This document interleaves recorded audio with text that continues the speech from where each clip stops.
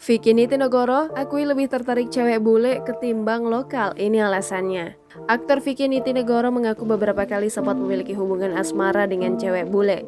Bukan tanpa sebab, Vicky punya alasan kenapa memilih perempuan berparas bule untuk dijadikan pacar. Rupanya, hal ini berkaitan dengan kepribadian umum cewek bule yang memiliki sikap tidak mudah percaya akan suatu hal atau gosip. Menurutnya, wanita bule tidak mudah terhasut oleh kabar miring yang dihembuskan orang lain sebelum mengklarifikasi fakta tersebut secara objektif. Sedangkan dia menilai perempuan asli Indonesia rata-rata gemar bergosip tanpa melakukan cek dan recheck. Kendati demikian, pemandu acara My Trip My Adventure ini tak menampik jika suatu hari dirinya mendapatkan jodoh perempuan Indonesia, dikarenakan ia tak mau bersikap munafik. Bagi Vicky, ia tak memiliki kriteria khusus soal wanita. Selagi wanita tersebut mau menerima dirinya dan masa lalunya, ia tak masalah untuk dijadikan kekasih. Jangan lupa subscribe, share, komen, dan like ya!